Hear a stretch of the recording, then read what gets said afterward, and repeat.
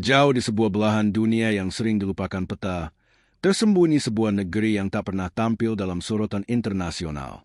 Negeri itu bukan kerajaan, bukan pula republik. Ia tak memiliki istana emas, tak ada gedung pencakar langit, atau teknologi canggih yang mendominasi peradaban. Tapi negeri ini disegani oleh banyak orang dari berbagai penjuru dunia. Mereka menyebutnya negeri Konoha. Bukan karena negeri ini adalah tempat kelahiran ninja sejati, bukan pula karena memiliki Hokage yang mengendalikan cakra, tapi karena nilai-nilai yang hidup di sana sangat mirip dengan apa yang dikisahkan dalam legenda desa daun tersembunyi, Konohagakure. Apa yang membuat negeri ini begitu istimewa hingga dijuluki negara Konoha?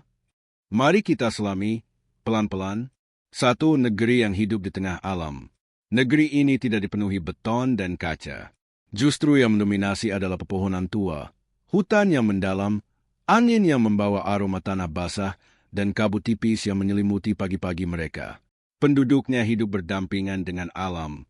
Mereka tahu kapan tanah harus dibiarkan tidur, kapan pohon harus ditebang, dan kapan sungai harus dihormati. Seolah-olah setiap daun dan batu memiliki ruh, dan mereka menyapanya setiap hari. Seperti Konoha, yang tak pernah lepas dari kehijauan, negeri ini memiliki akar yang tertanam dalam pada alam semesta. 2. Masyarakat dengan semangat juang. Di negeri ini, tidak semua orang bertubuh besar atau bersenjata tajam. Tapi jika ada ancaman datang, seluruh penduduk, dari kakek-kakek hingga anak-anak, akan berdiri bersama. Mereka punya satu filosofi sederhana. Kami bukan yang terkuat, tapi kami takkan pernah mundur jika harus melindungi rumah kami. Sama seperti shinobi Konoha yang mengangkat senjata demi desa, mereka pun siap berkorban demi negeri yang mereka cintai. Di sana, keberanian bukan diukur dari otot atau ilmu bela diri, tapi dari keteguhan hati yang tak goyah. 3. Keseimbangan antara tradisi dan perubahan. Konoha adalah desa yang terus berkembang, tapi tak pernah lupa akar budayanya. Demikian pula negeri ini. Mereka punya kalender digital, tapi masih membaca arah angin dengan mata telanjang. Mereka mengenal mesin, tapi masih percaya pada mimpi dan firasat leluhur. Di negeri ini, modernitas berjalan berdampingan dengan kebijaksanaan kuno. Seperti dua sisi mata uang, satu tidak meniadakan yang lain. 4. Banyaknya klan yang hidup berdampingan. Negeri ini bukan milik satu kelompok. Ada berbagai marga, suku, dan latar belakang yang tinggal berdampingan. Mereka berbeda, kadang bertengkar, tapi di saat genting, mereka saling membela. Tak peduli apa warna pakaian, bentuk rumah, atau cara berdoa mereka, yang penting adalah satu, kami bagian dari negeri ini. Mirip dengan bagaimana klan Uchiha, Hyuga, Nara, Yamanaka, dan lain-lain hidup bersama di Konoha, negeri ini juga mengajarkan bahwa perbedaan adalah kekuatan, bukan ancaman. 5. Bahaya yang datang dari dalam. Konoha sering diserang bukan hanya oleh musuh dari luar, tapi juga oleh mereka yang pernah tinggal di sana. Orochimaru, Obito, Danzo, semua berasal dari desa itu. Begitu pula di negeri ini.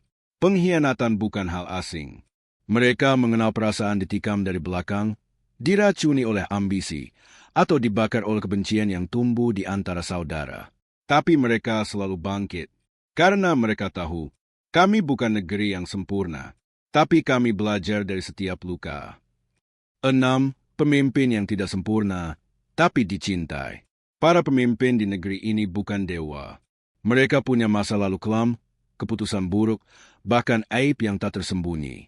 Tapi mereka tetap berdiri, karena mereka tak memimpin dengan kesempurnaan, melainkan dengan ketulusan. Warga negeri ini lebih percaya pemimpin yang pernah jatuh, tapi bangkit, daripada pemimpin yang selalu berdiri tapi tak pernah melangkah. Bukankah itu yang membuat Naruto layak jadi Hokage? 7. Anak muda adalah pilar masa depan. Ada satu hal paling menonjol di negeri ini, anak-anak muda mereka. Mereka tak selalu taat. Mereka keras kepala, penuh idealisme, kadang sembrono. Tapi mereka mencintai tanah kelahirannya dengan cara mereka sendiri. Mereka menggambar mimpi-mimpi besar di dinding-dinding kampung. Mereka menulis puisi protes, menciptakan musik perlawanan, dan membangun jembatan dari puing-puing masa lalu. Mereka bukan murid biasa. Mereka adalah calon legenda. 8 filosofi api yang menyala di hati. Dalam legenda ninja, ada istilah Wheel of Fire, kehendak api, sebuah keyakinan bahwa semangat desa akan terus menyala di generasi berikutnya. Negeri ini punya semangat yang sama. Di setiap rumah, ada lilin harapan. Di setiap mata, ada cahaya tak mau padam. Di setiap dada, ada bara yang tak bisa diredam oleh apapun, bahkan badai, perang, atau waktu. 9. Negeri yang tak terlihat, tapi dikenang. Negeri ini bukan ibu kota dunia, bukan pusat ekonomi, tidak tampil di film-film, tidak muncul di perjanjian besar. Tapi siapa yang pernah tinggal di sana, takkan pernah melupakannya. Seperti Konoha, yang menjadi rumah bagi banyak ninja, bahkan yang pernah membencinya, negeri ini tetap menjadi tempat untuk pulang, meski kau pernah membakarnya dengan kemarahanmu. Penutup, negeri yang tak butuh pengakuan. Mereka tak peduli disebut negara besar. Mereka tak haus penghargaan.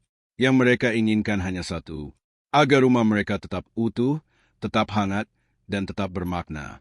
Mereka tahu bahwa nama Konoha bukan hanya tentang desa ninja, tapi tentang harapan, keteguhan, dan kesetiaan pada sesuatu yang lebih besar dari diri sendiri.